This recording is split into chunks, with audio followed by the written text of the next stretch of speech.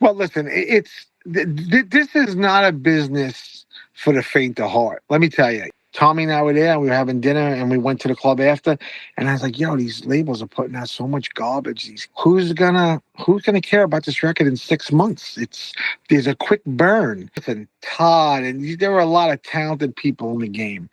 Kenny has a magic when it comes to making records. A hit could put you out of business. Welcome, everybody, to the Beyond the Decks podcast, your guide to mastering the art and business of the DJing, dance, and electronic music industry. I'm your host, Robert Simos, here with Learningtodj.com. And today we are really blessed to be speaking to an individual who has had a lasting impact and contribution to the world of house music. Based in New York, he worked at Atlantic Records from 1994 until 2008, where he performed A&R and remix coordination duties, playing a major role in heavy hits like Everything But the Girl's Missing and Tori Amos's Professional Widow. In 1993, he and his partner, Tommy Musto, set up Henry Street Music, an iconic house music label focused on the grittier, sample-heavy disco house sounds of house music, celebrating its 30th year anniversary this year. Wow, 30 years. With talent such as Kenny Dope, Louis Vega, Terry Hunter, Todd Terry, Armin van Helden, DJ Sneak, the list continues, all contributing to this label with huge underground tracks and heavy hits like The Funk Phenomenon, Show Me the Way, The Bomb. This label has contributed and shaped and grown house music in profound ways. His first release, if my information is correct, and we're going to have him correct me here, was Jim Jams Volume 1 in 1992. An outspoken, self-proclaimed disco fanatic and host of the Johnny D Experience radio show, author of 2 books with, I think, a third forthcoming. His name is Johnny D. Mairo, and he is the founder of Henry Street Music. So, Johnny, welcome to the show. Thank you. Thanks for having me. That introduction was good. There were a couple of issues, but I'm sure we'll straighten them all out as the conversation goes. I love it. Definitely, I want to know what the real truth is. So, Johnny, if my understanding is correctly here, I want to go back to where you first encountered DJing, which was that you started DJing at 11 or 12 years old. Yeah, actually, I was 10 when I first touched turntables, but I got my first equipment at 11 and I'm sorry, 11, you're right. 11 years, 79, but 80 was when I got my first equipment. But a friend of mine down the block and my friend around the corner, Peter and Frank, they had one turntable each, and Peter had a mixer, and Frank would bring his turntable over to Peter's house, and we would go over, and they were just, putting records together, and Frank got it. Peter had no idea what he was doing, and I knew that I knew that there was a lot more to it than just putting 2 records on and just going from left to right. So I was immediately, I always was a music fanatic. So the fact that you can actually go from one to another without a commercial break or a DJ something, I thought that was fascinating. To this day, mixers, the actual mixer, which I have probably over 100, I am fascinated with. Like, I don't care about tube amps or Macintosh or speakers. I can give 2 shits. Mixers to me, it's like a magical invention. So I've always had this thing in my head about having that segue. And the funny thing is, it's just 2 volume controls. It's on, off, on, off. But if you do it right, it's magical. So that was, it all started at that point, 1979. Absolutely.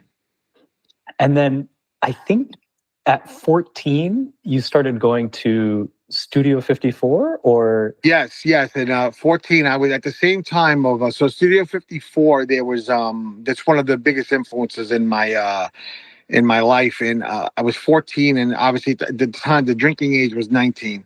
So we used to go to this place called Playland in Manhattan, Times Square, and get a fake ID. And back then, the bouncers at the door, there was no digital shit. It was just like, oh, wow, this thing says the proper year. Great, you can get in. Because all they needed to do was to have proof that this person showed me something to get in. They weren't acting as the police. So we'd go to Playland for $7, whatever, get this fake ID. And I get in and I started going. You had to get dressed up, which I hated to do, but I had to get into this club. And people from my neighborhood were going in. And what was happening at the time was there were these passes that were out. So to get in Studio 54 at the time was $18 to get in, which was a lot of money back then. But the pass, it was $12. So I was saving people $6. So people from the neighborhood used to hand them out to other people. And whoever would get into the club, they'd put their initial on the pass. They'd get $1 per pass that would come in, which was a significant amount of money if, you hustle. So I was doing it.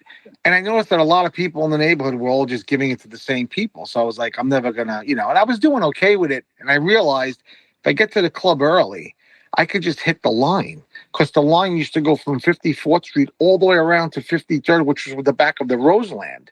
So I would just go there and I would give out almost all my passes just on that line. So it was very successful. And after a while, I just told the guys, listen, I don't really care about the money. I just want to be able to come here, walk in with whoever I'm with, no problems. And for a 4-year period, I walked in, and that place truly changed my life. Absolutely. Can you tell us about the first time you got into Studio 54? I mean, I've only heard legends and all that kind of stuff. I mean, when you look back at Studio 54 stuff, most of them covered the 77 to 80 era, which was the celebrities, which was great. But I really feel that I'm glad I wasn't there for that, because I would have been so distracted. Oh, there's Mick Jagger, there's so-and-so. I wouldn't have been experiencing Studio 54. When I went in 82, that had gone, but there was still 4,000 or 5,000 people there on a Saturday. It was the music, the lights, everything about that club. To me, it was the perfect club. You'd walk in, you'd walk up this it wasn't a real ramp, but a little incline. And when you made that left, there was a bar, and it was dark. And you see the DJ booth to the left, and the dance floor and the stairs. And I just couldn't believe I was there. And I was just absorbing everything. I wasn't high. I was literally just the music and the lights and the videos. And I was just blown away. And I guess coming off of the smoke of, wow, this is Studio 54. Now it was like, okay, this is Studio 54, but this is me experiencing it. And I was just actually talking to my son yesterday, talking about the sound system of how I could be at the bar right here and then take one step into the dance floor, and the way the acoustics were was so perfect. You and I could have this conversation, then take a step onto the dance floor, have this Bertha bass bottom hitting you, and then go back. And it was, you didn't leave with your ears ringing. It was clean. The lights, the visual, everything about that place was pure. And I've been to a lot of clubs around the world. Nothing has ever hit me the way that did. And I was at clubs before that, and that place was just truly magical. Did you have, I just have to ask this, like when you came in, did you have like a track that you heard and you still remember it to this day at all? You know what's so funny, that like I have this incredible memory. I could recall like when I was 3 years old, but I don't remember the first song. I remember, I could tell you a bunch of songs. I do remember being on the dance floor or by the bar.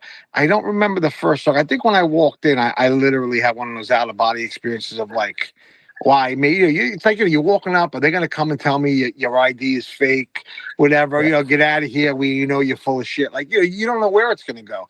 So when you finally get in there, and I was with friends, and I don't know. I mean, it was memorable for all of my friends, I'm sure, but it hit me in a different way. So you were going to Studio 54, you're going around doing this club, and you're starting to hustle kind of in the New York club scene. When did you start mixing around the city? Were you already doing that at 12, or what's the story there? So what happened, because I wrote graffiti at a very young age, and graffiti put me in a lot of places that I shouldn't have been. And I would kill my son if he would have been that age doing those things. But I was on the trains, in the tracks, in the city, in sketchy areas. In this late 70s, early 80s, New York was not the Disney. I mean, now it's a disaster again. But for a long time, we had this Disney influx of, when I grew up, it was the prostitutes on the corner, the porno. Every other movie house was a porno house. But there there was a vibe to New York then, even though it was dirty. It was, you had an abandoned building, you had an art gallery, and record stores everywhere. So I personally loved that New York. But looking back, obviously, it was, it's a little crazy. But yeah, I mean, I started going to school in '82 as well. At the same time, I was going to Studio 54. So I was in the city. I was going from Brooklyn to Manhattan. So I did have that, New York. I was always fascinated by New York. I mean, I loved living in Brooklyn, but I live close enough where I'm a walk over the Brooklyn Bridge to Manhattan. So I love to say I could be in Manhattan, whether it's through music, graffiti, whatever. But when I go to bed, I go back to Brooklyn, which is a little bit more peaceful. So, yeah, Manhattan has always had a very special place in my heart. And so when in that journey, so you were in these kind of places doing graffiti and stuff like that. And then how did you find, I guess, your first kind of club gigs? Well, I will rewind and say in 1981, I was always looking for record stores. And my whole life, everything has been about records. When I was very young, you would get records. You can go to the corner locksmith and you'd walk into and you'd walk in and have every kind of whatever tools and stuff. And to the left, there'd be 100 cubbies. And there'd be 100 slots with the top 100 records. And he'd have a sheet in front of you from 1 to 100. And, okay, well, I want number 6, 45 cents a piece. And so it was like everybody was selling records. So, you go to a department store that was a clothing, whatever it was. So I was always fascinated. But at that time, I was young. I wasn't personally at a lot of specialty record shops that were purely record shops. There was a place, the first album I ever bought, I think I was like 6 years old. Like, well, my money was a Four Seasons album in the Brooklyn Heights. But in Manhattan, once I got there and I would walk around, I was like, oh my God, like they were all over the place. But the one place that really was also a life changer for me was Vinyl Mania. I was on the corner in my neighborhood, one of my closest friends, this guy Sal De Benedetto, and there were a lot of DJs in my neighborhood in Brooklyn. We were having a conversation. It was like a misty Sunday night. I'll never forget it. And this guy, Russell, who was an older guy. I mean, we were 11 at the time. Yeah, it was like 11 years old. And this guy was probably 18. And he's like, yeah, there's this place called Vinyl Mania on Carmine Street. So nobody was like kind of paying attention. And I was like, that just was tattooed to my brain. I went home. The next day, I said, I have to figure out where Carmine, because at the time there was no Google, there was no cell phone, and I don't know how to read a map. So for me to actually navigate by train I don't even know, I never heard of Carmine Street, and I figured out how to get off on West 4th Street on the train. It was 8 stops from my house. I got off the train. Before I get to Carmine Street, there's a triangle right off of 6th Avenue where Bleecker, 6th Avenue, and Carmine meet. There's a triangle. And there's this guy selling records. There are records all around the triangle. So I'm like, what is this? And I'm like, is this what this guy was talking about? Because this isn't a store. This is very odd. So I looked around. I only had $20 in my pocket, so I really couldn't go too crazy. And I realized, okay, wait a second. There's Carmine Street. Let me just walk. And I don't think I was 20 steps in right there, 30 Carmine, Vinyl Mania. And there were 2 stores, one to the left, one to the right. The left one was a rock store. I walk and I see, this guy in there, and I'm looking around. I don't really see a lot of stuff I'm familiar with. I go into the other one, and I literally had one of those out-of-body experiences. I'm like, and at that moment, I said, I'll never be a junkie because I will never have money for drugs, ever. All my friends, whatever, I said, I know for the rest of my life, I will never have money for anything else but these things. And I had $20 in my pocket. And I had a wire which had like the more expensive, crazier, rare promos and stuff. I had 3 records. My first 2 records I got there was a Spank promo, a Martin Circus, and a Destination Move On Up purple vinyl album, which I didn't even know existed. And I went home and I was like so happy and then so almost winded, like looking at a mountain, like I'm gonna have to climb this. Like I knew my personality, that wasn't gonna be a one in and out. This is gonna become my house. And over the years, it's funny. I spoke to Charlie. Yeah, Charlie's still one of my closest friends. We became very close over the years. And Vinyl Mania was a tremendous part of everything. I mean, look behind me. I mean, Vinyl Mania was, so I just, just was building and building the collection. And Manhattan was so rich with records. You could walk around any part. If you went down by the Brooklyn Bridge by Nassau Street, every other store, or you go to like on J Street in Brooklyn, there were like these Russian Jewish guys. They used to own it was like one family that owned the entire street, but you didn't know. You'd walk in and they'd be selling jewelry and radios. In the back, they'd be a little rack of records. Yeah. And you go in there, do you have that? Guy picks up the phone. Blah, blah, blah, blah. Oh, go see my cousin down the block. It was the craziest shit, but there were records everywhere. So, and me, I was working at the time. I started working at 12 years old. I was making $2 an hour. At the time, a 12 inch was $3. Hour and a half per one record. I remember at the end of the week, I'd go and my father, stop buying records. You're wasting all your money. I used to have to hide the record bags in the back of the hall because he's like, what are you doing with your money? And, and then little by little, I have a crate of records. I have 5 crates of records. Oh, I have a wall. And then all of a sudden, I got up to over 120,000 records at one point. And it's been my life. I mean, there's no other. And I'm very specific about my records. There are a lot of, I'm not going to mention names, but there are a lot of big collectors with a lot of garbage collections. And they show you, oh, look at my warehouse. I have 100,000 records. Yeah, but you have a lot of garbage. I have a very fat-free collection. My collection is very tight. And so when did you start at Atlantic then? Because you mentioned... So what happened was, I was DJing, in 79, 80, I got my first equipment. I'll get back to 82, because at the same time as Studio 54, I was going to Plaza Suite. We'll get to Danny. I started at Atlantic Records in 95, but I worked at a place called Sin before that in 1992, which was the Street Information Network, a promotion company. And it was there where I learned the business of music. And at that time, even before that, I was very good friends with Rich Christino, who was interning at Atlantic Records in the late 80s, where I met him. So the whole Atlantic thing kind of comes full circle, because he was interning and he went to a full-time job. His boss got blown out. He stayed. New guy took over, who's still today the chairman of the company. He wanted to move to A&R from promotion. He called me up and he was like, "You got this job." And I remember Craig Coleman, who's still the chairman, he was just getting settled in as, he was the head of A&R at the time, but he's been the big guy for a long time. And I go to a meeting and I had no intention on taking the jobs. I was doing promotion and I was literally going 2 phones, 24. I was just like an animal. And it was at the time, Funkmaster Flex was like the biggest guy in hip hop. I was there twice a week. John Robinson on WBLS, the #1 house guy in New York. Kenny and Louie, I was in the studio almost every night of the week with them. CJ McIntosh in the UK. My networking, looking back, I get dizzy. I don't know how I did it, but it was pretty intense. And Craig, in the middle, 3 years into me being at Sing, where I was the #1 promotion person, hands down, going from hip hop, because I was one of the few guys that could speak to the ghetto hip hop guy, the gay guy.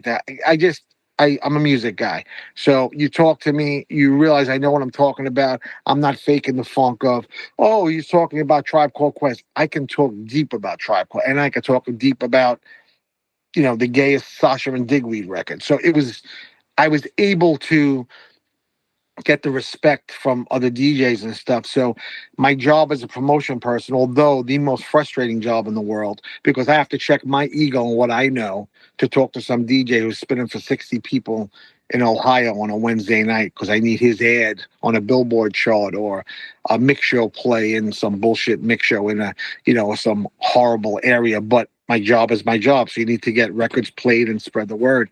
So Craig called me in, and I walk into and he didn't even have an office yet. He had this little bullshit room, and he's unpacking. He goes, "This was how the interview went. When are you starting?" That was the interview. So I says, "What do you mean?" I'm like, he goes, "What do you say?" I says, I'm not even thinking about taking this job. Because at the time I was working people say, "Where do you see yourself in 5 years?" I couldn't tell you where I saw myself in 5 minutes. All I knew was work, breaking my ass. And the guy I worked for was this guy, Vince, who was a promotion guy. And, he was making a fortune of money, because this guy could sell. He was the best salesman on the planet. But I was sick. I hated promotion. I really, over the years, it became a thing where it really gutted my stomach. Like, I hated... Because you had that perspective of what you felt was Johnny D's. I think that there's the bullshit part. where Mhm. I'm not a hype guy. I'm not going to tell Mm. you this is the hottest record. If I really think the record sucks, it's hard for me to do that. So I was working a lot of records that was subpar. So I had to use my relationships to kind of do what I had to do. I also speak my mind. Some other record label guys maybe don't like that. Who the fuck is this guy? He's just a promotion guy we're paying. Who is he to say blah, blah, blah?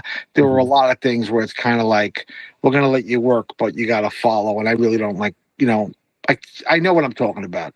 This interview I'm great with. If you ask me about plumbing, I know nothing about plumbing, so I'm not going to talk Mhm. about plumbing. So anyway, getting back to Craig, so he goes, when are you starting? I says, what do you mean? So he says, Craig, I don't know. I was very close with the owner of Sin at the time, this guy Vince, and Craig said, well, what do you want to be, the next Vince Pellegrino? And it was that sentence that changed my life. I said, I don't. I don't want to do promotion anymore. I hate asking people for money. And as an owner of a promotion company, every meeting you have, hey, let us promote your record. Let us put it on the cassette. Let us put it in the newsletter. And it's like every part of the conversation is a different invoice I'm going to send you. And I hated being in that position. And that 3 block walk back from Atlantic Records, which was 75 Rock at the time, back to my office on 1674 Broadway was the longest 3 blocks because I realized I had to take this job. Craig, don't you want to be a record guy? Don't you want to be don't you want to make records? And I had the Bucketheads at the time, which was blowing up worldwide, but I I wasn't even thinking about the real future I could have as a record executive because I just came off of this 3 year run as a big promotion person. So in my head, I was still, even though I was having success as an A&R person, I still kind of consider myself a promotion person. But I consider myself a fortunate person to say I can make the record and I can promote a record. Most people can't do that. I don't know how many people in the business can actually say, had the idea, I made it, I promoted it. It's a Mhm. very unique situation. So I went back to my boss and I said, I got this opportunity. The irony there is he blocked me from 4 different people. Mercury wanted me, RCA wanted me, but they all loved him, saying they feared him that they would pull me over and say, "We want you to come here, but we know we're going to piss him off, and we just, we can't afford to be out of business with Vince and Sin. So, we love you, but we until." And even for us to bring it up to him is probably going to jolt our friendship. So I understood that, but he had nothing in Atlantic Records at the time, and that was the people that I met with. So when I went to him and I said, "Listen, I got an opportunity," and he just looked at me, and it was emotional for me because he was a very close person to me. He had just lost his mother. So we had a lot of we actually, he had moved his office next to me. We put a window between us. We would give each other the finger roll. I mean, we had a very father son, big brother. We had a Mhm. very good relationship. Never had one fight, argument ever. 3 years, one of the most intense people in the music business. I don't know anybody that could say they knew this guy for 3 years and didn't have one. I mean, we fuck with each other all day. We had a great time. We were mutual music nuts. He was a guy who worked at Columbia Records early, had acetates. I was an acetate lunatic, so he'd bring me in some crazy things. It was we shared that, and I told him I have a job, and he said, "Well, I'm not giving you 2 weeks. You'll leave when I want you to leave." So I'm like, all right, I don't know what that means. So I go back and I call Craig. I said, "Listen, I'm taking the job, but I have no idea when the fuck I'm gonna start." She goes, "Oh, I don't care. Rich is the one who's going to get screwed because he can't move into A&R until you come here." So 6 weeks broke my ass. Nobody else would do that. I actually worked for 6 weeks till like 8 o'clock at night on the Friday. And he walked me down to my car. I remember I had like paper towels and fantastic. He goes, "Oh, you've been taking the paper towels?" Because I was like, I was a clean fanatic. Figured the next place I want to clean the phone and stuff like that. So he walked me to the car and I went to Atlantic and I was really fortunate I worked with hundreds of artists and the stories are great. Like you said, I do have 2 books. I have a third book coming. I'm in the process of doing the edit. I wish I could find somebody I worked with a couple of people. I have all of this stuff that was done. I wrote so much. I want to do the edit, but I want it to be chronologically correct. And when I get to the Atlantic years, it's it's overwhelming to, I mean, from the Tori Amos 70 with the girl, but to Bruce Roberts, who Mhm. wrote, No More Tears and The Main Event for Barbra Streisand, big guy, BB Winans, Linda Eder. I look back at how many, Bette Midler, there were just so many people I worked with, and the stories are great. Even though some of them aren't great for me or the band member, they're just great stories. So Atlantic was a great thing. And at the same time I was at Atlantic, I was working for Rhino. Rhino was the part of the Warner. So Warner Music Group, Warner Electro Atlantic. Rhino is the label, the part of the company that handles all the catalog. So because I'm really a classic lunatic, that's really where my heart was. I was also doing Best of Stacey Lattisaw, the Best of Change. I did a Larry Levan compilation, the best Larry Levan comp on the market called Journey into Paradise. Tommy Boy Story, Casey and the Sunshine Band. I did the Roberta Flack. I did the definitive Old Dirty Bastards. I also was instrumental in breaking Wu-Tang Clan. That was one of my first platinum albums. I did so much. Ashford and Simpson. We did their last album, which when I got close with Valerie and Nick before Nick passed, and I went over the house one time. And they did a million records.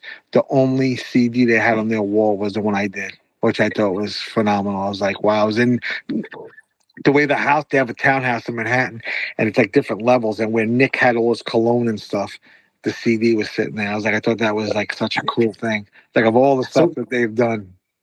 hang on, Johnny, just before we go to the Atlantic, because you also brought up this other side of it as well, which was you had this other kind of parallel world with Henry Street. You had already set up Henry Street. You mentioned you had the bomb at the time. So can we rewind a little bit? And talk about I'm sorry. I'm sorry. This is no, gonna bounce all over there's the place. so much. But you know what? That's how my brain works. So I guess for anybody who's as crazy as I am, they're gonna get this. So what happened was, to correct you, in 1993, I started making records. Okay. I was very close with Kenny Dope at the time, and the first record I actually did before. Well, you know what? Jim's Jams might have been, but I think before Jim's Jams, I did a record with Kenny called This Enna on the Kenny Dope album. Okay. I was credited, co-produced, Johnny D, whatever. Then I did Jim's Jams in 93, which were basically loopy things that it was just some ridiculous ideas I had in my head. And I think they actually make me laugh. I always try to find some comedy in almost everything I do. So I take things seriously to a point, but I think that everything we do is kind of funny. There's some comedy there, a lot of ego. There's a lot of weird parts of this whole scene. I think house music, if you really break it down, is pretty comical. A lot of the players, the fact that somebody could be in their bedroom doing something and it could turn into an international hit, I think is hysterical. It's one of the few places where, anybody could just come into it and, on a Monday, people are laughing at him. On a Wednesday, the guy has $1 million house. Very crazy. So in 1992, so Kenny is like, you got to start making records. So I'm watching Kenny do stuff. At the time, Nicky P, and I, my best friend, we were doing a lot of stuff. So I said, Nick, we got to go out. We got to buy equipment. Kenny said to buy an SP1200, an S950. We got to go to this place. We went to this place called Rogue, which is still there in Manhattan. We bought the equipment. Kenny taught me. I would sit there taking notes and stuff. I taught Nicky. And then over the years, what was happening was my desire to make records kind of left because I loved making mixtapes. I've been a mixtape, like I used to say to myself, I got to make a tape a week. As a DJ from inception, I always wanted at least one day a week, be in my room and say, and I wasn't one of those guys that planned a tape. Oh, I don't practice. I was like, I hit record, I fuck up, I'm in a bad mood the rest of the weekend. Like that's how it went. And we started doing the records, and then Henry Street came about because I was with Tommy Musto when I also got very close, and he would come to the office a lot. We'd hang out. So if I wasn't with Kenny, I was with Tommy. It was literally, when I say a 20-hour day, it was literally I'd go home 4 hours, 2 to 6 in the morning, wake up, take a shower, do it all over again. And I was listening to the labels that were coming out, and I said to myself, as a record collector, I'm on everybody. So I got to a point where I'm on everybody's mailing list.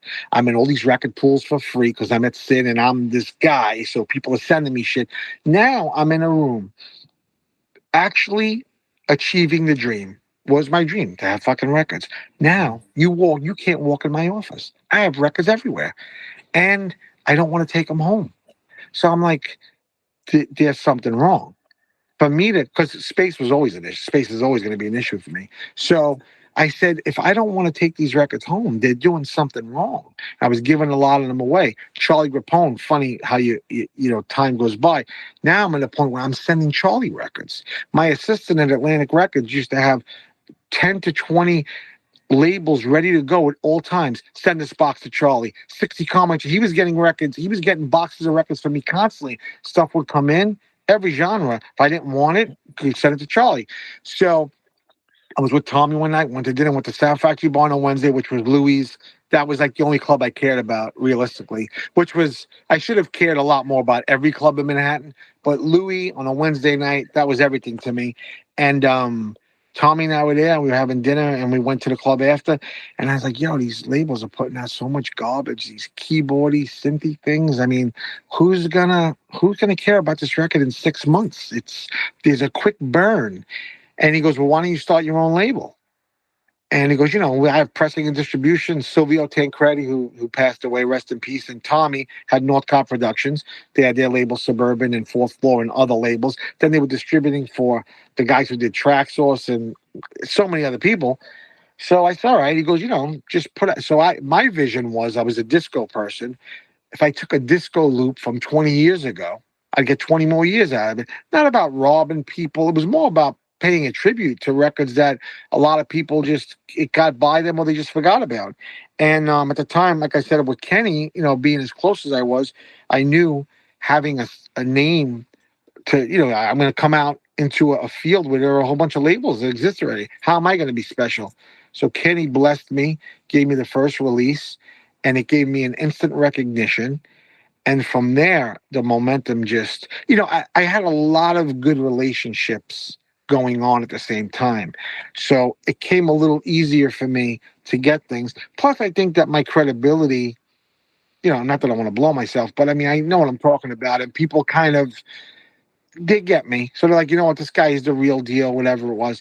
And I was straight up with everybody. And the momentum, I mean, I literally, you in the intro, you were talking about some of the names, but I really did have the who's who of house music, and anybody who was relevant, I was blessed enough to have as part of the family. And I do consider it a family, and it was a great time. Atlantic in the day, or Sin in the day, and then Henry Street. It was wild. Like I said, looking back, it doesn't seem possible, but And, it was great. It was a great time. and I think the thing that's fascinating is you stress this point for your own record collection as well as Henry Street in the past is like it's fat free is what you say. And going through the catalog, like I was going through Henry Street 100 and I was like, wow, like it's Yeah, I mean, it's like, I say I come off like I'm being egotistical, but I look, when you look at any of the other labels, I mean, not that I want to rip Strictly apart, but if you look at Strictly Rhythm, yeah, there are definite. I mean, I only probably kept 5 records of all of them, but if you look at Strictly as a whole, now Mark Finkelstein was a genius because there were 2 things I loved about Mark, and Mark wound up distributing Henry Street in the latter part, so I love Mark, and this isn't a diss at Mark, but Mark had a philosophy. 2 things I loved about him: sign everything, throw it to the wall, see what sticks. That's a major label mentality. This guy, Doug Morris, who was the head of Atlantic and Warner, then became the head of Universal. That was his mentality. Sign it all, throw it to the wall, whatever sticks you go after. There was that. Now I don't personally subscribe to that, especially as a label owner, but I get it. The other thing about Mark was he told me in the meeting, I don't know music. I am the legal guy. I am the finance guy. And that was so important for me. The reason why I wanted to work with him, because unfortunately, the business, the business has turned a lot of people who shouldn't be in it to not only, giving them an existence, but, oh, I have good taste. Oh, I think I know what a hit is. Oh, I knew that record was going to be a hit. Everybody thinks they're a fucking A&R person. You put a person at radio, they think they could do A&R. An A&R person thinks they could do radio. And it's, I have my own radio station, the Giant D Experience, and it's another thing. You listen to that, you go to Live 365, the Giant D Experience.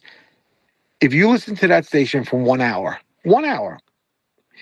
if you don't come back to me and you're blown away, then I don't know what to tell you. And this isn't me, giving myself praise. This is legitimately the music I'm playing, the way it's programmed, the genres. You'll hear a country record, you'll hear hip hop, you'll hear Led Zeppelin going to a John Nick track. It really is an experience. And there are very few people that I look to that can actually turn me on to music or turn me on to any part of the business. Because I find holes when I go into a meeting and I meet somebody. I don't necessarily look at their strengths. I'll look at them and say, what is this person doing that I don't want to do? What are they doing to turn me off? Because I want to make sure I don't do that to the next person. And I've always entered any relationship that way. I could see right through people real fucking quick. My ex-wife gave me very few compliments. That's one of the compliments she gave me. You can fucking read people. I'm really good. So I want to get back to where we were with the Henry Street. So we were talking about the label and specifically like the filtering. I find it fascinating. I'm sorry. Getting back to the music. So and it's funny you say that because I'm just hitting the 30th anniversary, but at the 25th anniversary, I went back and I was reintroducing myself, and I said, I got to tell you, these records sound great. I think the worst record on the label is the third record I did. It was the first record I did, which was the third release. It was called BQE, Brooklyn Queens Express. Me, Nikki, and Ray Rock and Mustard did a mix. It's called Music. Probably the worst record in the entire catalog, but it's my record, so I can rip it. But I can honestly say after that, everything sounds good. I don't have any dated shit. I'm very proud. I think the records sound great. And you mentioned earlier on that you and Nikki P, formed this collaboration, Jonic, right? Yes.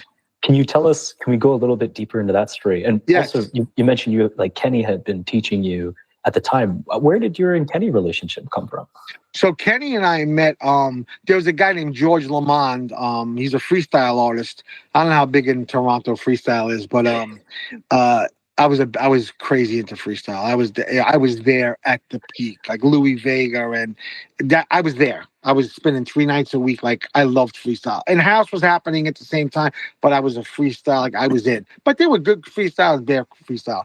Chris Barbosa, who just passed away last week, which is a horrible blow. He and I had gotten very close. I was in a record pool called RPBC, which was initially IDRC by Eddie Rivera. Eddie Rivera, one of the most powerful people in the disco movement from the 70s all the way through, especially in New York. He passed away a couple of years ago as well. I was in this pool. It was predominantly Puerto Ricans. And I was that Italian guy that was just kind of like, yeah, whatever, fuck this guy.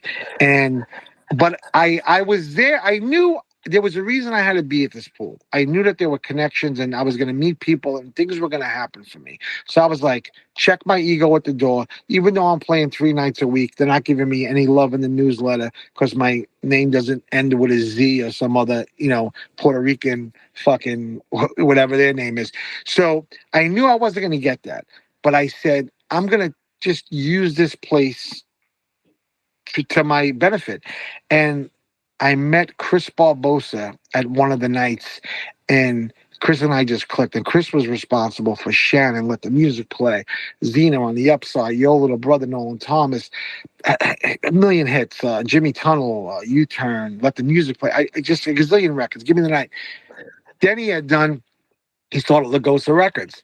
And from Lagosa Records, he was doing this girl Monet, which was incredible. This guy, Matt, worked for him. He was a rapper from this group Hostile, who went on to make pop records. And he and I got very, very close. And Chris and I would always keep in touch. So George Lamond was originally, his name was George Garcia, and then some idiot at Columbia turned him to Lamond because they thought there was going to be some kind of weird shit with the Puerto Rican name, whatever. So he becomes George Lamond, but he was originally Loose Touch on Lagosa. So in 87, it's Loose Touch. In 1990, he gets signed to Columbia Records. Chris is like, we're going to have a record release party. You got to come. So I'm like, yeah. So Chris and I actually were together. And that day, something I don't talk about, but was real memorable to me. That day, I went to the studio with Chris, and Herb Powers, the most legendary engineer of all time, was cutting the acetate for the Band of the Heart 1990 remix. And at the time, they were the gold acetates that were refrigerated. And he took it out, and it was the first time I met Herb Powers, which I was blown away. And he said to me, "Here, look at this." And it had like this thing. It was like you look through it, kind of like binoculars. And he was showing me as he was cutting the acetate. I was seeing the fat grooves with the bass. I actually have the acetate. He gave it to me, which was great. That was the same day that the party was. So I go with Chris to the party, and Todd Terry's at the party. Now, Todd Terry, I always say I'm the UN guy putting everybody together. Todd Terry literally is the guy who puts everybody together. I mean, everybody through Todd. Todd was that guy that just, everybody knows Todd. So I'm at the party, and Todd had his record out on Warlock, which was distributing Lagosa. So I was very tied into the whole Warlock thing. And there was a record called Finger Trips, and I was thanked on the back of it. If you look that record up, you look at the back thank yous, Finger Trips, Todd Terry.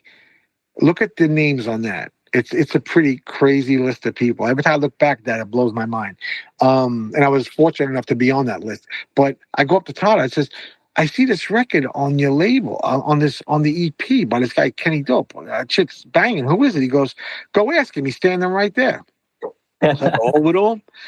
And I had never heard of him. And I said, "Yo, what's up?" I'm Johnny D. He goes, "Yo, Kenny Dope."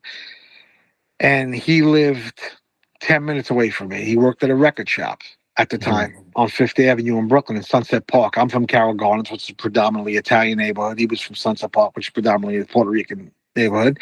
And we exchanged numbers. I went to see him at the record store, and he and I just got instantly close. Now, the good thing about this interview, because I had never really talked about this, was we had nothing. I was in court stenography school. He was at a fucking record store. So people who have this, "Oh, Johnny D, because he was in Atlantic." No. I wasn't in Atlantic for 5 fucking years. Kenny and I met each other. I got him his first credit card. We had nothing. He had just linked up with Louis. They were just in the early stages of forming Masters at Work. But Masters at Work, the name was actually Todd and Mike Delgado's name from years before that. So Kenny and Louis were just starting to do their thing. Kenny and I got close, and we were spending a lot of time together. I was at his house, and I'd go to his house, and I just couldn't believe how he was making records, because I've worked with a lot of people at different levels, and to this day, there's nothing like when you make with Kenny and I together. I mean, listen, I haven't spoken to Kenny in a minute. There's whatever, but Kenny and I together, we'd make more hits. I am convinced of that. Kenny his talent is it's just deeper than a lot. There's a lot. Listen, Todd, and there are a lot of talented people in the game. Kenny has a magic when it comes to making records. His brain goes in different places. He's working 3 steps ahead. I don't necessarily love him with a beautiful set of equipment. I don't like him behind an SSL board. I like him in some ghetto the old studio we had in Brooklyn, where he was literally, I used to joke with him and say, he can get sound out of a toaster oven. That was Kenny to me. And when I stopped making records with him and was making records with Nicky, I lost interest because Kenny was so fast. Kenny was able, I find that over the years when I was in studio with people, to go from here to tape was we're at the mercy of the computer, it's freezing up, this machine's not working, whatever. With Kenny, I'd go from here to there, 2 seconds, bam, bam, get this idea, yeah. He called me up at 2 o'clock in the morning. There was a record called DBX that we did. I put it out on Muggsy Records, which is another label on the Henry Street, but he originally put it out on Freeze. And he calls me up. At the time, I was living in Bay Ridge on 92nd Street. So 92nd Street, he's on 50th. I used to be on Henry. He was directly right in the middle of my two houses. And he calls me up 2 o'clock. "Yo, come over. I got something." Go over. So this is like a Tuesday night. Okay, I got work the next day. His father, one of the best guys in the world, another rest in peace, Carlos, sleeping underneath us with them. I don't know how he got away with this. Kenny had speakers in his house that were probably the equivalent to Studio 54. And I walk in, and he leaves the doors open for me, and he's when I say blasting, and I don't really play loud. like, bone shattering. It's like, yo, check this out. Boom, boom. And I'm listening. I'm like, yo, this shit's incredible. But I can't get my mind off the fact that he's shaking his mother and father and his sister below us. And it's not affecting him. My father would have came up and thrown me out the fucking window. And I don't understand how we're getting away with this. He's like, yo, what do you think? So I'm like, oh, let's try this. I start throwing him samples. We do that. Let's do this. So we wound up putting this record together. By 6 o'clock, we were done. And that wound up being a great memory. But yeah, Kenny and I, there's a magic there, and he truly, he just has a different way of doing it. It's like I've worked with a lot of people. He has a very, it's just different, and the stuff. And if he doesn't know, he actually backdoors into another better scenario. Like, oh, I don't know that's supposed to do this, but let me try this, and like he'll do a mistake, and that'll work out. So, yes, I just gave Kenny Dope a commercial for 10 minutes. He can send me a check. So you had the Kenny connection. Obviously, Kenny was a huge influence on continuing Henry Street, even with, for example, like The Bomb, right? Yes, of course, yes. And The Bomb came about. Well, that's another great story. The Bomb came about more because so I put out the first Bucketheads, and I put out Syncopation by my boy Anthony Menino. The third record was the BQE piece of shit that I did. The fourth record was an Armand record. And it was called Old School Junkies. There was Work Me Goddammit, but there was a record he did called Hey Baby. To this day, probably my top 3 Henry Street record. I mean, I love this record to death. And when I got it from Armand's another guy. Talent beyond. I've done, and Armand and I have a marriage. He also doesn't talk about it for some reason, but Funk Phenomena, Tori Amos, You Don't Know Me, which was a John Nick record. I mean, we have a lot of shit together. He gives me this record, and I can't stop listening to it. I have a cassette. Hey, baby, he just caught it. So I'm in the car going home on the Brooklyn Bridge. Me, Tommy Musto, and Kenny. Kenny's in the front. I'm in the back seat. I said, Tommy, put the cassette on for the night. I want Kenny to hear the next Armand. Put it in. I'm flipping. Kenny, that shit sucks right away. It was almost like, the girlfriend, it was almost like the jealousy, weirdness, whatever. Literally goes home, makes the bomb. Comes to my house the next day, pulls up in front of his green BMW, pulls up. He says, yo, come down. I come down, I'm sitting in the car, puts the cassette in, and I hear this. Man, 5 minutes. Now, you're in a car for 5 minutes. This is that entry. You don't know what the fuck is going on.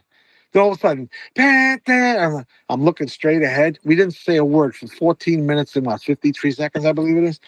So he goes, I said, yo, that shit's incredible. That's fucking crazy. I said, I don't know who's going to understand, but it's fucking incredible. So I know it's saying Street Sounds Swirl, but I don't think the world is going to be smart enough to deal. So I rename it to These Sounds Fall. I just think it has a better flow. I put it out, and it starts to buzz right away. Like, people are starting. It's like, I had put 5 records out at that point. Well, that was the 5th release, which 5 is my favorite number, which on some spiritual shit, that's crazy. And it started to happen. Like, what do you think about that record? Really. Well, I attribute a couple of things. One of the main things I attribute to success is it was a game changer, and all of my successes come from that. To say Tori Amos and Armand in the same sentence, that would never happen. That was the magic. It's like Missing, Everything But Together. At the time, before he became a house or a jungle DJ, he was a fucking folk singer. With Todd Terry, that was just, you don't do that. You don't mix. My success came from the weird Funk Phenomena, swing, house, hip hop. Like, what is that? That's all. I one of my favorite records I did was Jordan Hill, For the Love of You. I think it sold 6 copies. Nobody gave a shit. To me, one of my favorite. But the public dictates, and I think the different. You have to have that groundbreaking. And with Kenny, another thing I always say about the Bucketheads is, I knew Street Player. He didn't necessarily know Street Player. I grew up with Chicago. My sister turned me on to Chicago at an early age. I would have never heard that the way he did. That's the beauty of him taking a disco record. That's why I loved saying, Kenny, this is a phenomenal disco record. do your thing. Because he and I, if me and Nikki are gonna rip a disco record apart and Kay's in it, that's two different records. We're coming from, I love this song. He's coming from, I don't know this song, but I gotta beat the shit out of it. So you have that's two different takes on a record. You give me the street player parts, a John Nick street player and a Kenny Dope street player, that's two different records. Mm-hmm. Mm-hmm. Do you think, again, kind of moving with the Henry Street story, right? Like, you're very opinionated, both with how you collect records, with how you DJ. And how do you think about that opinionated nature informing and as a role with A&R? Because I mean, I've never been in the A&R role, and I feel like maybe some of the people who are listening to this are just DJs. And I'm just curious how you see those two relating. Well, listen, this is not a business for the faint of heart. Let me tell you, and for me to be at the independent label and the major label at the same time, and being a DJ and a producer and a songwriter and all these things, I don't know anybody who's been able to do that. And juggle the genres, the hip hop. Like I said, you look at my Gold records; they go from Robin S. "Show Me Love" to Jay-Z's first record, "Dead Presidents." Ain't no, it's you're not going to really see that diversity. But as far as an A&R person, listen, there are A&R people. I would say 95% of the A&R people, as I say 90%, 95% of the DJs, shouldn't be doing what they're doing.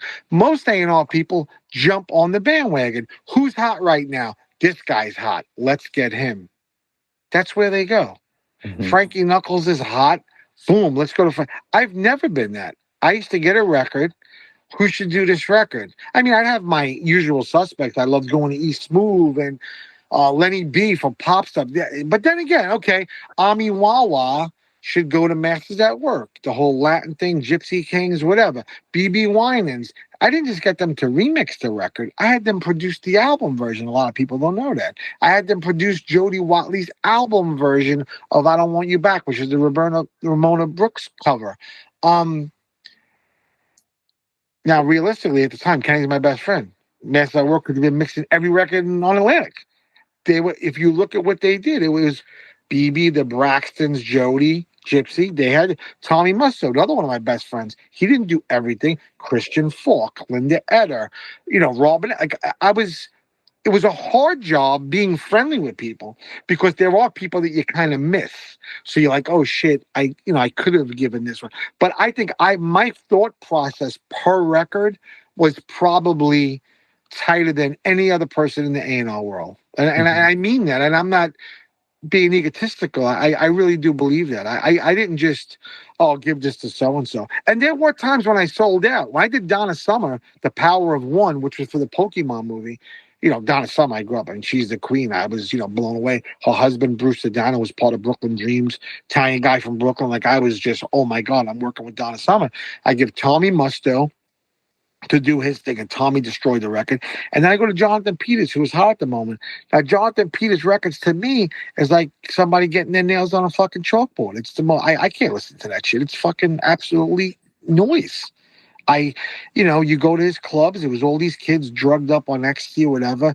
Drum fills that went on for from 2 o'clock in the morning to 4. I just didn't understand it. But that was my sellout moment. And I remember this was my A&R direction to him. I said, Jonathan, and this is a guy who I actually helped get into business when he was just DJing Sweet 16 parties. I was the guy who actually helped him get in. Never heard him mention me, by the way. And I told him, this is how I want you to handle this. I want you to do one mix that I'm going to absolutely hate, which is your shit. Then do a mix with just drums. So at least I could say it's just a drum with a vocal, drumapella. Even if the drums or whatever, it's not that bad. And that's exactly what I got back. I got back this, Jonathan Peters mix where it has nothing to do with the song and the key is crazy or whatever. And you got to be on some other, whatever, hallucinogenic, whatever you're doing to experience it. But the A&R process is, I think like the DJ world has just been decimated over the years. A lot of people just jump on the band. But the major labels were doing that on a bigger level. You know, Mhm. they weren't signing records that they felt in their heart. Oh, there's a buzz on this guy. Let's sign it. Oh, that guy's got that one hit. They don't even care about the rest of the album. Not realizing signing it based on one record, the guy doesn't have a second record. You're ruining his career. You're not doing anything for your catalog. The Mhm. 90s destroyed a lot of careers, absolutely. And going to that point, even saying like signing something from the heart, you've mentioned that you kind of have this like spiritual relationship with music. Can you talk a little bit more about that? Like disco, for example. You said you're a disco fanatic. What is it Yes. about disco that? Well, I'll go a step further. I done an interview the other day, and I brought this point up. I remember I was very young, and Diana Ross, "Touch Me in the Morning" was out, and that record. I don't know what it is about that. I mean, I got a million records. There's something about that particular record that when it's, I don't know, the slow intro. I mean, I'm also a Diana Ross fanatic, but something about that record that literally it hits every emotion in my body. I don't know what it is. And where I really knew that it was special was I was, at the time growing up, you had the color television in the living room, and in your parents' room there's a little bullshit like 8, 10 inch black and white that you could barely get on. And Diana Ross was singing live somewhere doing it. And I remember even watching the live version, and most live versions are garbage. The live version like made the hair on my arm stand up. Like almost was like teary eyed. And I'm like, I don't understand this. And that's magic. I don't know any other Mhm. art form that can actually do something to overcome your senses to be like, oh shit, like I got a chest thing on the hair on my arms, or I'm almost like, am I crying? Like, am I tearing? Like, how is that possible? And it's just that's the power of music. And I, from an early age, I felt that. I was just like, this is an incredible, piece of plastic to put a needle down and to get that just blows my mind. Every invention, I think this invention, hands down, the whole FaceTime thing, I think is amazing. I say it all the time. People rarely give respect to how incredible it is. I mean, think about it. 20 years ago, we have to do this on the phone. Like, it's just crazy. I was in England 10 years ago with my iPad talking to my kids. I'm like, that's amazing. So, yeah, music has that power. And then stepping into that role as a DJ, and then a label owner. I mean, do you view kind of your work? I always say this with some of the courses and some of the interviews, is like, I think DJing is about musical evangelism, right? It's like evangelizing for that music. Although there's a Yes. lot of things that come around with that, but even looking at your story and how you build stuff, like it is just that constant push. Even with the Johnny D experience, like you mentioned, it's like pushing that music out. Is that how you think about your Yes. role? I think I'm on this planet to turn people on to music. I really do feel that way. And I love to be that person to do it. I don't like the back end of that where I'm DJing at a spot and there's 10 DJs in the corner shazamming all my shit. And then I go to see their gig and then they're playing my shit and they're getting props for it. That I don't like. But unfortunately, that's kind of, it's funny. My station started, I wanted to do my station a long time ago. Then it took a back seat. Then Spotify came out. So I reached out to the owner of Spotify when he first launched. He had a place in Manhattan. Guy didn't respond to me. A friend of mine's like, you got to do Spotify playlists. Oh, you do these lists and people start following you. So I looked around and I'm seeing all these like people who are not qualified making, record executives that think it's cool. Oh, here's my summer playlist. Oh, here's my yacht rock. All these fucking people that have no right to tell anybody about music. And they're like, oh, this is, the best disco records ever made. And I said, you know what? I'm going to give it a shot. I picked 20. This is a true story. I'm not exaggerating. And I picked 20 songs. I'm going to do my first Johnny D playlist. I picked 20 songs. 12 of them were there, 8 weren't there. So I called my friend back. I said, Spotify blows. He goes, what do you mean? I said, they're whack. I said, they don't even fucking, I wasn't even going like deep album cuts. I was going Buttercup, Carl Anderson. I wasn't even going crazy. I was trying to make a nice flow, Marvin Gaye into, Prince Marky D. I was going, like groove kind of a thing. Basically, I was doing one of my mixes that I had done. I broke down one of the mixes. So let me just see of this mix, how much stuff was there. So there were about 60% maybe. So then I was looking at what he was doing, and he would put up this playlist, and he had like 10 followers. But then I look at the people that were following him, they had 50,000 followers. So I said, people are going to go, if you're the guy, if you're the source with this information, I could follow you, take all your shit, put it on my playlist. I have 20,000 followers. You have 3. And every week I'll follow you. I'll make my playlist after I see your playlist. I'm like, why would I do that? I'm giving away all this. Let me start my own radio station. And literally, that was me giving it the second shot. Start your own radio station. And that's it. And it's been going on, I think it's 5 years already. It's going on, I believe, 6 years with the experience. And I'm telling you, like, if you listen to the station, you're going to hear Gilbert O'Sullivan to Wu-Tang Clan. You're going to hear, and it's great. It's great shit, man. It's just, I think that if I will pat myself on the back, I think I know music and I think I'm good at turning people on to stuff that they don't know. I think that's one of my strengths. Mm-hmm. So yeah, I hope you check it out. Yeah, I'm gonna put it on, especially. I think that's, I find it really fascinating because on one hand, the DJ has this dual role where they are the person, like you are listening to music all the time, right? And you're that filter because you're like, you get, I don't know, 10,000 songs and you got to filter that down to like 10. Yes. And that filtering process takes time. And yet we're also in a world too, where if you want to DJ, you have to kind of go with this like tension, I always say, between the authenticity that may be what you want to play and then maybe what the crowd wants to hear. Yes. It's very true. It's a juggling act, for sure. Mm-hmm. It's always been the case. I mean, lately I've been doing a lot of weird gigs where the people aren't responding to stuff I think they would. Then they're responding to stuff that I think is throwaway, and it's actually been really bothering me. Where I've actually went from a person that cared about the dance floor that now I have my new approach is I'm going to do a gig. I don't care what they're doing. I'm playing. I hope they come to the party. I'm not going to take a request. I'm not going to be an idiot. I did a gig in Harlem. Some lady came over to me and they were actually very appreciative. And this girl said, do you have Frankie Beverly? And I happen to have Joy and Pain. Before I let go. So I put it on. And I'm not an asshole, but I'm not going to do. I don't think the DJ should be seen or accessible. Mm-hmm. I've been saying this for years. The DJ has become a circus act, dancing, pressing the button, fist pumping. Somebody sent me a black coffee thing the other day of him sitting there, twiddling knobs. I don't understand how that's entertaining. Are people listening? Like, what is he doing? You're playing, in house music, the thing that's always been kind of weird, because, I've had success in house music, but I don't, it's going to sound weird saying this, but I don't consider myself a house lover. And what I mean by that is I'm very picky with every genre.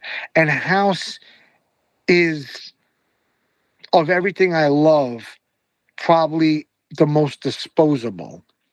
So when you say you go through 100 tracks on Traxsource, if you don't want to listen, it's so much garbage that oh shit, that's hot. Nikki, we were spinning together for a long time. He used to instantly, oh, that's hot. That's hot. He would buy into, oh, that's an import. And I look at him, I'm like, those records suck. No. He was very open. And if I go to his house now, we go through, I'm like, these are Frisbees. These were garbage records. It's so funny. I see people like, New Groove Records. Oh my God. New Groove Records sucked. Now, let me go back.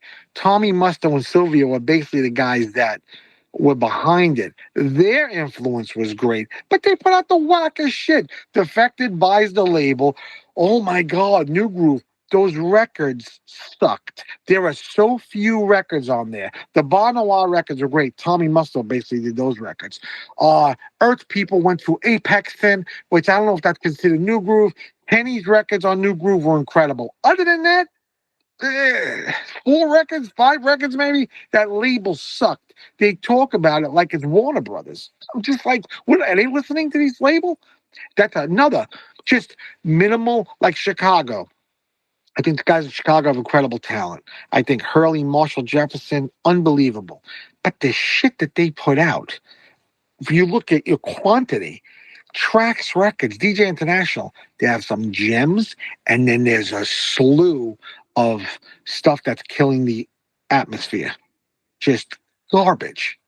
And do you think that's because of the principle that you pointed out with like the bigger labels, like they have to put out the quantity? Oh yeah, I think that people, a lot of people in the record business. I mean, if you listen to Q-Tip, what he says, music. What does he say? Music industry people are shady. Like, it's true. It's record people that are doing this for a living. It's all about the money, the licensing or whatever. And it's like you think you're going to make money, and everybody's striving for the hit. So it's always about, okay, I'm going to put this out. But then I said it in my last interview, a hit could put you out of business because the way the system worked, and I'm talking about vinyl days, not today. Now it's all digital. It's a different world. But in the vinyl world, a quick course for your people real quick, and just stay with me. I take your record, I send it to mastering. I got to pay the mastering. I got to pay the engineer. I pay for if I get an acetate or a DAT, whatever it is. Now I send it to the plant. Okay, let's just say I'm going to press 1,000 copies. I press 1,000 copies of the record. I get the record in. I send them out to all the distributors. Everybody's blown out of the record. The record sells out. Wow, beautiful job. Hey, we got to order another 1,000 records. Now I got to pay the pressing plant in 30 days. The distributors that I just sent 1,000 records to have 90 days to pay me. I'm starting off in a deficit. Okay, I'm fucked off the bat. I am behind the 8 ball. Okay, now what? Hit record. I need to press another 1,000. I go back to the guy, upfront money, 30 days. Here's another 1,000. Send them out to the distributors. Blow out of them again. In the meantime, I put 2 other records out there. Those records don't perform as well. Okay, these people have 90 days to pay me. 90 days comes. What do? They send me returns. What returns are they sending me? The other records that weren't the hits. Now what? So I fronted this money. I gave it to these people. They sending me back records I can't sell. Where am I getting the money to pay the royalties to the hit record? Where's the money? Mm-hmm. And that is a vicious loop and a cycle that we let happen, quite honestly. If I would have been involved more in the distribution level, I probably would have advocated to just somehow fix that, because that was a major problem. And I think that was a major problem, because now you're not paying royalties. You don't have the money. Labels don't have the money. If you're in that cycle, and I'm talking about having a hit. What happens if none of those records hit and everybody just returns all the records? What about that? Because there wasn't a limit. So it wasn't like, so-and-so Joe Blow distributor took 30 records in, and in 90 days he sent me the 30 records back. That could happen. Mm-hmm. Yeah, it's almost like a curse, a cash flow curse. Right? Yes. So that's not something you hear about in any of the courses of music business 101. And so taking then from the vinyl days to the digital days, because now Henry Street, for example, is a pure digital label, if I'm not mistaken. Yeah, I'd love to do vinyl, but every time I try to work with somebody, it kind of hits a wall. It's extremely hard these days to put vinyl out because there are so few pressing plants, and everybody that wants to work right now, they've exhausted almost all of the plants. Mm-hmm. So it's like you go somewhere, there's a backup, 3-6 months. Like, who's going to wait 6 months to put a record out? Yeah. And do you find, is there similar challenges on the digital side then, like releasing? Well, I imagine. I think your digital challenge is your competition. So you went Mhm. from being in a point where, let's just say, Vinyl Mania got a fax every Tuesday from downtown 161. Hey Charlie, this is Judy from downtown 161. These are the next 20 releases. Let me know what you want, how many you want. Okay, great. I can go through that list. Maybe you give me a sound bite. Maybe I'm just going off of the name. Oh, Kenny Dope, I'm going to sell that record. Todd, this guy, I don't know if I'm going to sell that guy. So that's how they would go about doing it. Today, if you don't have that splash page on Tracksource or whatever, how are people going to find you? There are thousands being released weekly. How are they going to find you? And even if they do find you, then what? It's kind of a horror. I mean, thank God Henry Street has a name and a reputation. I always felt that John Nick helps Sneak, helps Robbie Tronco, helps Kenny, helps Todd, because as much as we could talk about these big names, the new kids don't know any of us. So Mhm. they don't know David Morales from Danny. They don't know anything. Every day they go on, they're listening to some new guy in their bedroom, the black coffee, fucking whatever that he does. That's what they know. So it's very now. I'm pretty big in. I don't like the sellout factor, and a lot of people have done that. Where it is important to stay relevant. I don't think it's important to sell out, and there's a fine line. And I think the records that I make and Nikki's been making a lot more without me. If um if you listen to John Nick records 30 years ago and listen to them today, it's basically the same thing. We're doing the same thing. We're not trying to reinvent the wheel. Where a lot of bigger name people, for the moment, oh, we got to get into the 15-year-old's head. And I can't. I mean, my son and daughter, I love them dearly and I turn them on to so much music. But my son, he'll go from knowing, I mean, I can't even believe what he's retained. He'll sing mixes to me, which blows me away because that's how my brain used to work. And I hate to be that father, I mean, he really blows me away. But he'll go into mumble rap and he'll sit there and he's just doing Kanye. And I'm looking at him, and I happen to love Kanye, and I'm like, I can't believe that. I like if I was coming up today, the last thing I want to do is do anything musically. Like Mhm. there's not a morsel in my body that would be like, oh yeah, I'm gonna be a DJ. It just there's nothing sexy about it. Every female jumping around naked, everybody twisting the knob, everybody's with the ice. All of a sudden, the isolated bikini. It's despicable. It really is. It's despicable. Sync buttons. Mhm. It's Because you've stressed in the past, I guess, the technicality aspect, and like you said, it's this real hard challenge where there's a relevancy.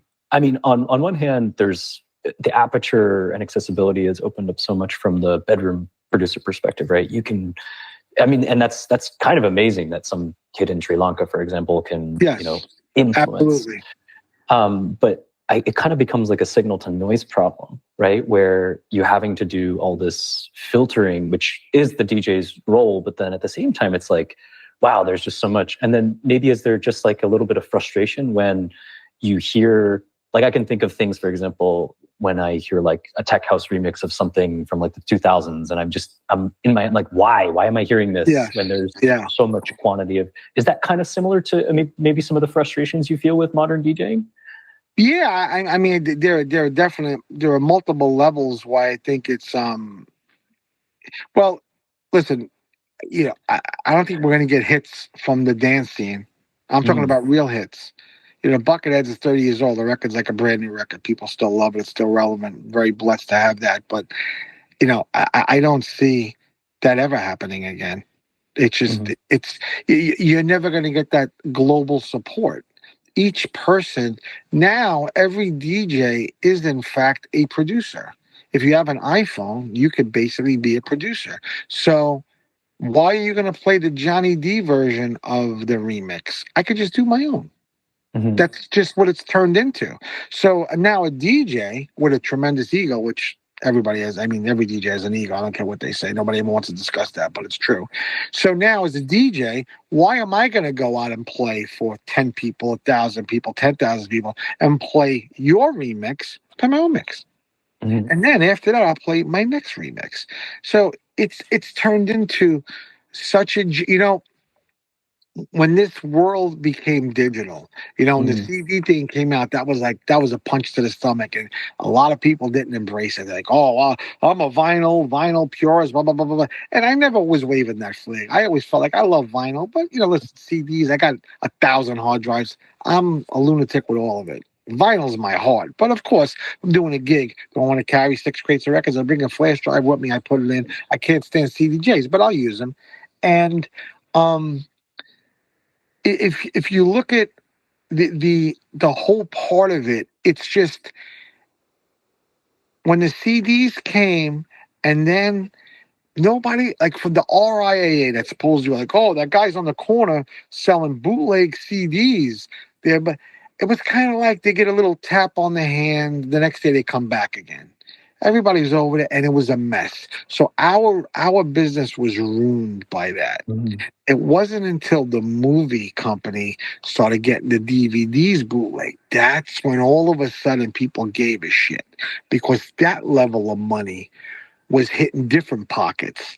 So the music people was always like the stepchild of the entertainment business. Oh, fuck them. They're fucking everybody out of money anyway. Who gives a shit?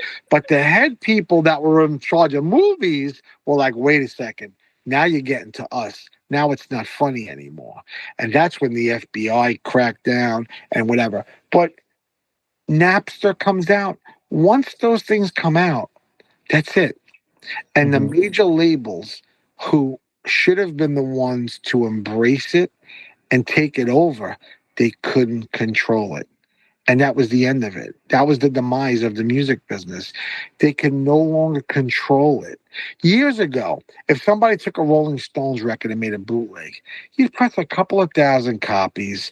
In the biggest scheme of things, if they were selling 2 million albums and you sold 5,000 12 inches, nobody gave a shit.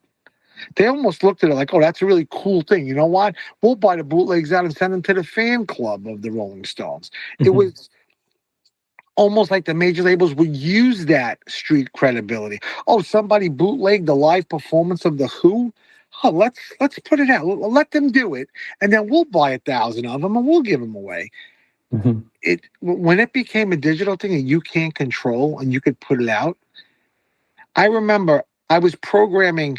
There's a company called Promo Only. I don't know if you're familiar with it. There was one in Canada as well. There was Canada. Well, the main one's in Florida. There's Florida. There's Canada, England. Yeah, there was a three in it. Anyway, I was programming the Underground series for 19 years. And I remember one of the, I think it was 2003, somebody in Australia. I had literally dropped this CD like the Friday before. On a Sunday, somebody sent the playlist and they circled it and sent it to me. They said, look at this guy in Australia. And it was a record I knew only existed on my CD, because I would put very specific things there that only existed. Like I did the BB Winans Masters at Work, Thank You. I put an acapella on the CD only. The only way to get that acapella was on that promo only CD. So the heads knew, oh shit. But back then there wasn't a lot of sharing as far as it. And somebody put up on a playlist one of the records I had just dropped. I said, in 2 days, I don't know if this person had it or they just saw the playlist somehow. And I contacted the person. Oh, that's my secret, the person said. And I wasn't mad. I really wanted to know, how did Mhm. you get this across the world in a day and a half? Yeah, How and do you day and a even half. know about this? And that's when I knew. I'm like, oh, you can't put this back. Like, this is, it's too far Genie's out of gone. the bottle. It's done. Yeah. And right now I can put something up and that's it. In 5 minutes, it's all over the place. Mhm. That's Mhm. unbelievable. Now, it's great if you have a proper social media team that can take that and run with it and then get you gigs to follow it. That's the best thing in the world. But if you're Mhm. trying to hold something back or whatever, there's no more process of, oh, I'm going to give the exclusive to Joe Blow, let him have it for 2 weeks and create it. But there's no such thing. Once that one person gets it, so on, Mhm. and that's going to spread like wildfire. Yeah, it's almost like you mentioned this buzz thing, and I listened to one of Sneak's interviews when he talked about how vinyl used to get broken, and you would kind of create those plans where you're like, okay, we got to play it in the club so that, you know, people will show up on Friday and it'll get buzzed out. But like you mentioned, I guess it's almost like these really explosive peaks, but then they burn very quickly versus. Well, yeah, and it's funny you mentioned Sneak, because Sneak is a perfect case in point of, like, when you talk about a textbook how to promote a record properly. Now, this is having said that you A&R the record properly. I'm in Chicago with a gig. I think I was at a Ralph Rosario gig, and guy comes over to me. Yo, man, I'm DJ Sneak. I want to be down with Henry Street. Now, I had known his records on Casual. Like, I love the guy. Sneak to this day is one of my closest. I love Sneak. I mean, he is one of those stand-up guys, and I mean, I love him, his passion, his talent. I love him to death. And he gives me I get back to my office when I went a couple of days later, sends me a DAT, show me the way it was on it, which was, you know, obviously his biggest record at the time, and gave a test pressing to Louis. And Louis at Sound Factory Bar, he didn't know who Sneak was. He broke that record there. And he put that shit on, and people used to go bananas. And that was like Louis. That was, okay, you got to bring the record to Louis. Hopefully Louis is going to play it. Hopefully Louis is going to spread it. It's going to break at Sound Factory Bar. That was like, you can't write that better. That was A to Z. This is how you break a record. And Sneak got the attention of Strictly Rhythm, and Gladys was up his ass for years, flying him in, whatever. Every time he came to my office, there was money for him. Ask him if you speak to him. Sneak is, I mean, I got ridiculous respect and love for Sneak, man. Great guy. Always been great, straight up. I gave it Tori Amos. He did Tori Amos mix. A lot of people don't know about that. Yeah. Putting the damage on. Yeah, I mean, he's I definitely credit Sneak for, you know, that record specifically, Show Me the Way, because it really kind of put me into, I was like, okay, I gotta go. There's something here. I gotta go deeper. And then, you know, through him, I think he did Expansions also on Henry Street. And then I found Lonnie Liston Smith. He killed Expansions. I was like, funny. Wow. There was actually there was a vocalist, Show Me the Way, I never put out, where it's work it out. Work it out. He took the Work It Out part, which I didn't put out because at the time, you know, at the time was, you know, Michael Jackson, whatever. But, you know, now it's like people just take Billie Jean, put a drum under it, put it out, call it Billie Jean, take the credit, and nobody seems to give a shit. It's, you know. So as we get closer to wrapping here, Johnny, and I'm so appreciative of your time for today. Where do you see the future of Johnny D and Henry Street? I know you mentioned that you've got your third book coming out, which is an autobiography or a biography? Yes, it's pretty much, yeah. I'm going to, you know, just basically tell the stories from, you know, a person who grew up in a predominantly Brooklyn Italian neighborhood who loved disco, really, music, and turned that into a career. I mean, that's really the story. And, a lot of everything along the way. So I'm looking forward to it. I just, like I said, I need to put myself into a room for a week with somebody who actually has more of an intelligent way of, you know, piecing it together and just getting it all done. Because I have it all here, and I'll jot, like, I'll 3 o'clock in the morning, I'll think of something, and I'll just text myself, add this or add this title or whatever. So I have like pages of just, you know, oh, blah, blah, blah. It's just, you look back 6 months, like, what was I talking about? So that gets a little crazy. But yeah, that's my next thing. You've also got a hot sauce thing that you're doing now. I don't know how serious that is. Well, it's funny. I kind of backdoored into that, but yeah, people want it, so I'm gonna see what happens. I did 12 as kind of like a goof, but people actually want it, so I'm gonna see. I might make a couple of 100 bottles and see what happens from there. It's pretty good, actually. And so for my last, you know, I guess segment here, and I feel like this is going to be kind of difficult, but or maybe not for you, but just, you know, with the size of your collection. I did want to ask one thing before, though. I at one point, I recall you said you had 100,000 records. You've been trimming that down. It's like 40,000 at this point. I probably about 40, 50. Yeah, I trimmed it down significantly. And I had here that somebody asked you what the most expensive record in the collection was. And in 2015, you said it was Madonna's first test press, first album test press, Prince's Purple Rain test press, and an acetate of Madonna Everybody. Is this still accurate? Have you got something else? That's still accurate, but I will tell you, I have a Thriller acetate, Michael Jackson, and that's probably, I mean, it's the biggest selling album in history. So that's probably You know what, man? I'm going to show you something. I got something. I got something. I'm gonna show this to the world just because Quincy Jones just passed away. I didn't do a post yet, but all right, man. You ready for this? It's got Quincy Jones there for people listening to the That's Michael Jackson off the wall. And then he's got a test press. I mean when you look at Smithsonian type things, I don't think you can get deeper than that. That is some incredible fire right there. So then for the last time here, Johnny, we've got requests is for 3 tracks. Okay. Yes. One category for each. One is under the radar. It's a track you feel hasn't gotten as much playtime as it deserves, perhaps. 2 is on repeat. What is the thing that you're just playing over and over again? Whether it's that Armin van Helden track back in Henry Street. Okay. And 3 is your guilty pleasure. Okay, so it could be any genre, or you want it to be house? Anything. It can be anything you want. Okay. A track that I could. All right, I'm going to give you 3 records. Well, I don't want to say guilty pleasure for these, but some people might. I will give you 3 records I can listen to constantly, and I'm still going to answer the other 2. But 3: "Falling in Love" by Hamilton, Joe Frank, and Reynolds, "Cool Night" by Paul Davis, and "You're the Only Woman" by Ambrosia. I can listen to those records. I could just constantly, if I had those looping for 24 hours, I could listen to those. Guilty pleasure, I'm going to say "Heartbeat, It's a Love Beat" by Tony DeFranco, Canadian.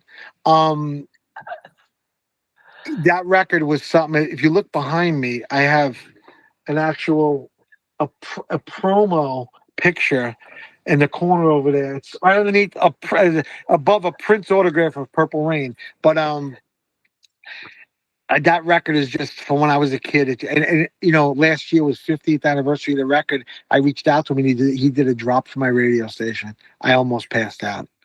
So, all right. So I did the guilty pleasure. I did the record I listened to over and over. And what was the other one? The first one was Under the Radar. Under the Radar. You know what? I'm going to give you a Henry Street record under the radar that nobody knows. King Britt did. It's probably, I said "Hey Baby," and let's say I have top 5 records on Henry Street. This is in the top 5, no doubt. Might even be neck and neck with the "Hey Baby." It's called "Nonstop Action, The Force." Now, The reason why it's named that was Nonstop Action and The Force were 2 graffiti crews. At the time it was done, King Britt did it, but I couldn't use his name because he had to deal with Sony for his album. What the hell was it? He was on the same label as Cypress Hill. That guy, Joe Butcher. I'm blanking. I'm getting old. I will tell you. I used to remember everything. All of a sudden, I can't remember. Anyway, he did a record through Columbia, and I couldn't use his name. At the time, I had given him his first remix ever on his first major label remix, which was "I Love You Always Forever" by Donna Lewis, which he destroyed on my station. Then I gave him "Father Lucifer," Tori Amos. Kills the record. Down tempo, boom, ba-doom, doom, doom, doom. Nasty. When you get off this call, look up "Father Lucifer" Silk 130 mix. I think did he call it Silk 130?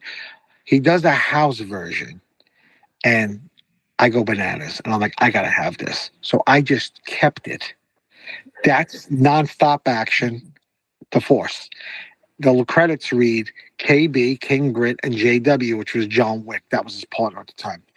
If you listen to that record, house-wise, that is one of the nastiest fucking... It is the nastiest shit. Nobody knows it. Nobody knows it. People, the Buckethead, John Nick. Okay, that record. You listen to that record. I remember I had a BMW L6. I bought my old boss's car at the time. I was obsessed with a Mercedes 450 SL when I was a kid. So I finally came into a little money. I said, I have to get this car. I'm about to get it. I don't know the owners, whatever. My old boss, Vince, he had an L6, which was a real limited BMW. And he goes, it was like the 636 series, but like real. The M6 was, but the L6 was like, they probably made under 1,000. Very hard to get. He goes, listen, rather than you spend the money there, buy my car. I've had it since inception. I have every oil change, blah, blah, blah. Of course, I'll buy it. I get the car. It was my backup car because I had a Honda at the time. And I wouldn't run it all the time. So the battery kept, and I'm not mechanically in charge. So, a couple of years later, I wanted to get rid of it. But I would get in the car on a Sunday and say, okay, I got to you got to ride those cars because you can't let them sit. You'll destroy the engine. So I'd wake up on a Sunday morning early. I had a cassette, no bullshit, 90-minute cassette of nonstop action. I played it over and over again. And I would just drive for 2 hours with this record. Like, I did this to clear my head and get the car moving. That's how much that record. So that is under the radar. That's the track. So maybe we'll sell 3 more copies. But King Grit, every time I talk to him, I tell him, like, he has no idea the influence, the impact that record had on me. I love it. Well, Johnny, again, we are super grateful to have you on. And thank you for having me. I appreciate the time. Thank you so much. Yeah, and I think we can tell. You can tell how much you really have passion for the music and passion for the label and the scene and everything. So, yeah, it's been an incredible to just hear your story, and I'm looking forward for that book coming out. Yes. Well, actually, when we get off, send me an email with your information and also your shirt size, and I'll send you a package of some stuff. All right. Well, thank you very much, then, Johnny, for that. Yes. Well, for everybody then listening to this, again, thank you again, so Johnny, so much for this is definitely one for the culture, for the house. Thank you. I really appreciate it. Thank you. So subscribe on all the different, providers that you listen to, Spotify, Apple Podcasts, YouTube, what have you. And we'll catch you next time. Thank you again, Johnny. See you soon. Take care.